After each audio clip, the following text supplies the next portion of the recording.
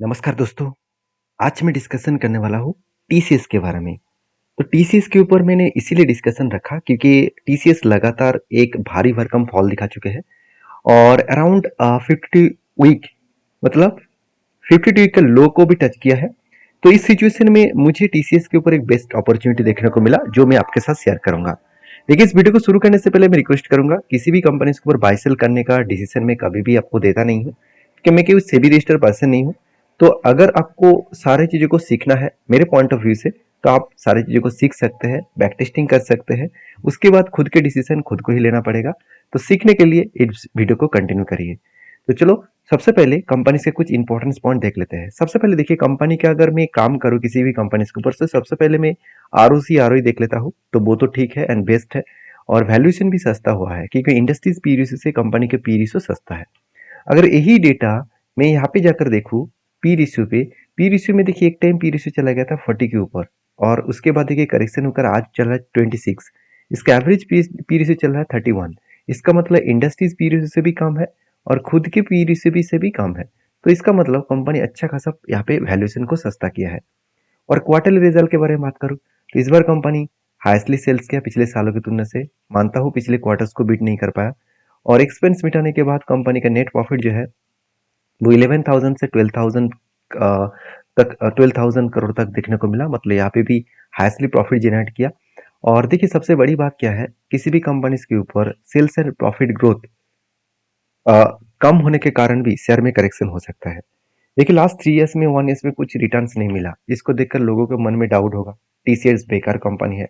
इसके लिए बता दूं, टीसीएस कोई बेकार कंपनी नहीं है।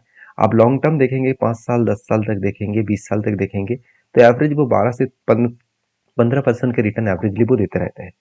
तो कंपनीज के ऊपर तो देखिए, सेल्स का डेटा एंड प्रॉफिट का डेटा देखिए तो लास्ट टीटीए मतलब टिल टू मंथ कंपनी के सेल्स एंड प्रॉफिट का डेटा कम होता देखने को मिले। रिटर्न ऑन इक्विटीज के हिसाब से बात करूँ तो रिटर्न ऑन इक्विटी भी अच्छा खासा देखने को मिला है। तो सारे पॉइंट ऑफ व्यू से मैं बात करूँ तो कंपनी का अच्छा परफॉर्मेंस तो किया है।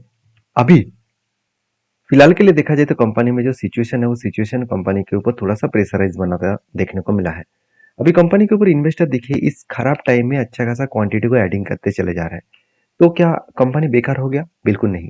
अच्छी कंपनी अगर किसी भी टाइम में आपको अपॉर्चुनिटी देता है तो उस अपॉर्चुनिटी को मिस नहीं करना चाहिए। तो मिस मैं यहाँ पे नहीं करूंगा। तो क्योंकि मुझे यहाँ पे दो स्ट्रेटेजीज एक साथ देखने को मिला। पहला स्ट्रेटेजीज जो है वो है 52 वीक का लो। अगर मैं यहाँ पे टीसीएस सर्च करूँ तो एक बार मैं टीसीएस सर्च कर लेता हूँ तो आपको सारी चीज देखने को मिलेगा। देखिए, जो स्ट्रेटेजीज मैं यहाँ पे यूज करता हूँ वो है 52 वीक का हाई एंड 52 वीक का लो का स्ट्रेटेजीज। ये स्ट्रेटेजीज मिलेगा कहाँ पे? आपको इंडिकेटर में जाना है और यहाँ पे आपको 52 वीक का हाई लो स्ट्रेटेजीज ऐड करना है। तो इस स्ट्रेटेजीज को आप मार्किंग कर लेना, आप स्क्रीनशॉट ले लेना, इस स्ट्रेटेजीज को ऐड करना, तो आपको सारी चीज देखने को मिल जाएगा। तो मैं काम कैसे करता हूँ कि जब भी 52 वीक हाई से गिरते गिरते 52 लो को टच करता है तब मैं डिसीजन लेता हूँ। तो फाइनली 52 लो को टच किया। कौन सा दिन?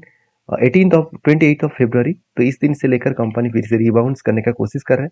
तो कब रिबाउंड करेगा वो तो पता नहीं, मगर यहाँ से अगर मैं 52 वीक हाई तक देखूँ तो ओवरऑल एक अच्छा खासा जर्नी होने का चांसेस है।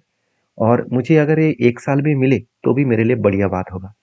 तो क्या इस तरीके से स्ट्रेटेजीज दूसरे जगह पे भी बने? हाँ, मेरा दूसरे जो टेक्निकली चार्ट पैटर्न्स है उसके भी ऊपर देखने को मिला, जो है मूविंग एवरेज के टेक्निकली चार्ट पैटर्न्स। देखिए, मूविंग एवरेज के यहाँ पे 3 लाइन्स है।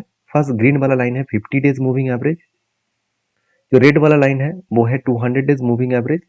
और जो ब्लैक वाला लाइन है वो है 300 डेज मूविंग एवरेज। इस तीनों लाइन को मैं कैसे काम करता हूँ? जब भी इस तीनों लाइन को ब्रेक करता है, मतलब 200 डेज और 300 डेज को ब्रेक करके जब 50 डेज मूविंग एवरेज इस दोनों लाइन को ब्रेक डाउन करता है, उस टाइम कैंडल को मैं मार्किंग करता हूँ। तो फाइनली अगर देखा जाए तो ब्रेक यहाँ पे किया, इस जगह पे किया, तो फाइनली इस लेवल को मैं मार्किंग करूंगा और मार्किंग करने के बाद यहाँ से मेरा स्ट्रेटेजीज बनता है। तो इस स्ट्रेटेजीज के हिसाब से मैं कहाँ तक इसको कंटिन्यू करूंगा? जो इसका लाइफ टाइम हाई है, मैं एक बार लाइफ टाइम हाई को मार्किंग कर लेता हूँ। तो लाइफ टाइम हाई है, उसी लेवल तक इसको मैं कंटिन्यू करना चाहूंगा। तो इस पोजीशन से अगर मैं लाइफ टाइम हाई तक देखूँ तो यहाँ पे भी 27% दिख रहा है और 52 के लो के हिसाब से 30% दिख रहा है। तो मैं स्ट्रेटेजीज को यूज करूंगा और मतलब ऑलरेडी यूज कर चुका हूँ। तो आप प्लीज इसको ब्लाइंडली फॉलो मत करिए, इस स्ट्रेटेजीज को बैक टेस्टिंग करिए, क्योंकि मैं एक बार आपको बैक टेस्टिंग करके दिखा भी देता हूँ तो जहाँ पे सिचुएशन किस तरीके से बने थे आपको क्लियरली एक मेंशन हो जाएगा। देखिए, पहले क्या बना था, यहाँ पे देखिए ध्यान से देखना, इस जगह पे कुछ सिचुएशन क्रिएट हुआ था। तो इस जगह पे जो सिचुएशन क्रिएट हुआ था, इसको मैं एक बार मार्किंग कर लेता हूँ और टॉप लेवल कुछ इस तरीके से बने थे, यहाँ तक बने थे। तो यहाँ पे टिक लेवल तक क्या गया? हाँ, बिल्कुल गया। कितने दिनों में गया? अगर मैं यहाँ से देखूँ, मार्किंग करूँ, टोटल ओवरऑल पीरियड में 600 दिन लग गया 27% पाने में। तो कुछ टाइम लगता है, कुछ टाइम कम लगता है। तो इस तरीके से बैक टेस्टिंग करके देखिए, आपको सारे डिटेल्स क्लियर हो जाएगा। कोविड के टाइम में तो फटाफट इसका पॉजिटिव डेटा देखने को मिले। तो वीडियो में जानकारी अगर अच्छा मिले तो प्लीज़ लाइक करना, चैनल को सब्सक्राइब भी करना। Thank you.